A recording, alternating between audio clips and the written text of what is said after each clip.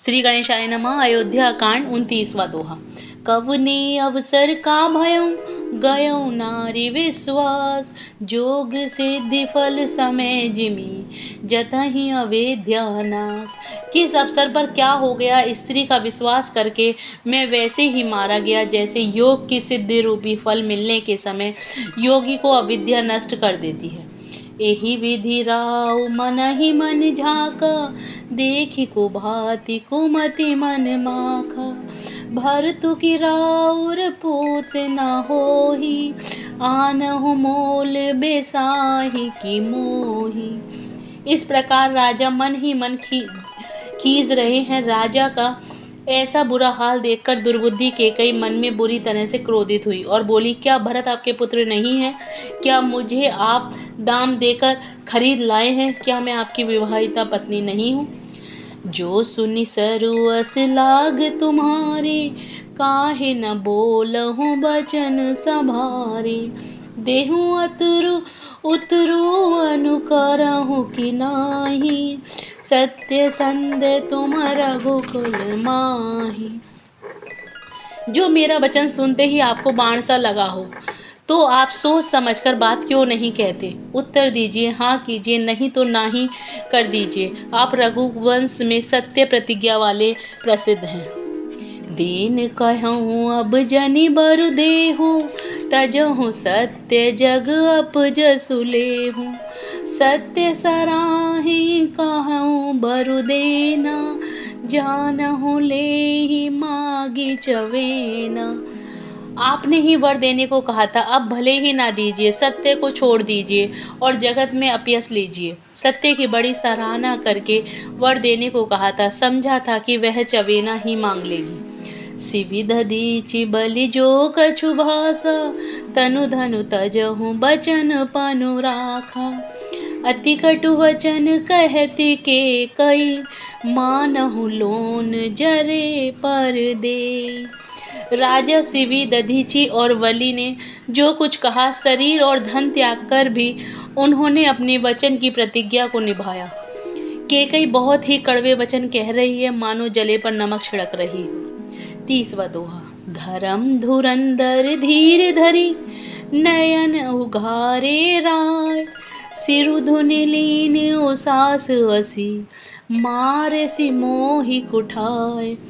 धर्म की धुरी को धारण करने वाले राजा दशरथ ने धीरज धरकर नेत्र खोले और सिर धुनकर तथा लंबी सांस लेकर इस प्रकार कहा कि इसने मुझे बड़े कठोर मारे, ऐसा कठिन परिस्थिति उत्पन्न कर दी जिससे बच निकलना कठिन हो गया। आगे देखी द जरत रिस भारी, मनहु रोष तरवारी उघारी। मुठी को बुद्धि धार निठुराई, धरी को बुरी सान बनाई। प्रचंड क्रोध से जलती हुई कैकेयी सामने इस प्रकार दिखाई पड़ी, मानो क्रोध रूपी तलवार नंगी खड़ी हो। कुबुद्धि उस तलवार की मूढ़ है, निष्ठुरता धार है और वह कुबरी रूपी सान पर धरकर तेज की हुई है। लखी महीप कराल कठोरा, सत्य के जीवन लेहि मोरा। बोले राव कठिन करी छाती, बानी सविनय तासु सोहाती। राजा ने देखा कि यह तलवार बड़ी ही भयानक और कठोर है और सोचा, क्या सत्य ही मेरा जीवन लेगी? राजा अपनी छाती कड़ी करके बहुत ही नम्रता के साथ उसे प्रिय लगने वाली बाणी बोले। प्रिया वचन कस कहसि कुभाती, भीर प्रतीति प्रीति करी हाथी। मोरे भरतु राम दुई आँखी, सत्य कहूँ करी शंकर साखी। हे प्रिय, हे भीरु, विश्वास और प्रेम को नष्ट करके ऐसे बुरी तरह के वचन कैसे कह रही हो? मेरे तो भरत और रामचंद्र दो आँखें हैं, यह मैं शंकर जी की साक्षी देकर सत्य कहता हूँ। अवसि दूत मैं पठैव प्रातः, एहि बेगी सुनत दो भ्राता, सुदिन सोधि सबु साजु सजाई, देऊ भरत कहु राजु बजाई। मैं अवश्य सवेरे ही दूध भेजूंगा, दोनों भाई भरत शत्रुघ्न सुनते ही तुरंत आ जाएंगे। अच्छा दिन सोधा कर सब तैयारियां करके डंका बजाकर मैं भरत को ही राज्य दे दूंगा। 31वां दोहा। लोभु न राम ही राजु कर, बहुत भरत पर प्रीति, मैं बड़ छोट विचार जिय, करत रहो नृप नीति। राम को राज्य का लोभ नहीं है और भरत पर उनका बड़ा ही प्रेम है। मैं ही अपने मन में बड़े छोटे का विचार करके राजनीति का पालन कर रहा था, बड़े को राजतिलक देने जा रहा था।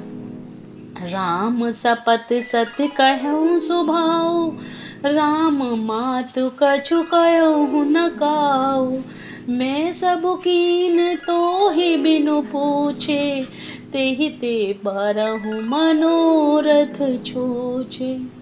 राम की 100 बार सौगंध खाकर मैं स्वभाव से ही कहता हूँ कि राम की माता कौशल्या ने इस विषय में मुझसे कभी कुछ नहीं कहा। अवश्य ही मैंने तुमसे बिना पूछे यह सब किया, इसी से मेरा मनोरथ खाली गया। रिस परिहरु अब मंगल साजू, कछु दिन गए भरत जुबराजू, एक ही बात मोहि दुख लागा, वर दूसर असमंजस मांगा। अब क्रोध छोड़ दो और मंगल साज सजे, कुछ ही दिनों बाद भरत युवराज हो जाएंगे। एक ही बात का मुझे दुख लगा कि तूने दूसरा वरदान बड़ी अड़चन का मांगा। अजहु हृदय जरत जेहि आते ही आचा, रिस परिहास की साचहु साचा, कहूँ तजि रोष राम अपराधु, सबु को कहि राम सुठी साधु। उसकी आँच से अब भी मेरा हृदय जल रहा है। यह दिल लगी में क्रोध में अथवा सचमुच ही सच्चा है। क्रोध को त्याग कर राम का अपराध तो बता। सब कोई तो कहते हैं कि राम बड़े ही साधु हैं। तुहु सराहसी करसी सनेहु, अब सुनि मोहि भयहु संदेहु, जासु स्वभाव अरिहि अनुकूला, सो किमि करहि मात प्रतिकूला। तू स्वयं भी राम की सराहना करती है और उन पर स्नेह किया करती थी। अब यह सुनकर मुझे संदेह हो गया है कि तुम्हारी प्रशंसा और स्नेह कहीं झूठे तो न थे। जिसका स्वभाव शत्रु को भी अनुकूल है, वह माता के प्रतिकूल आचरण क्यों करेगा। जय Shri Ram. Please like and subscribe the channel.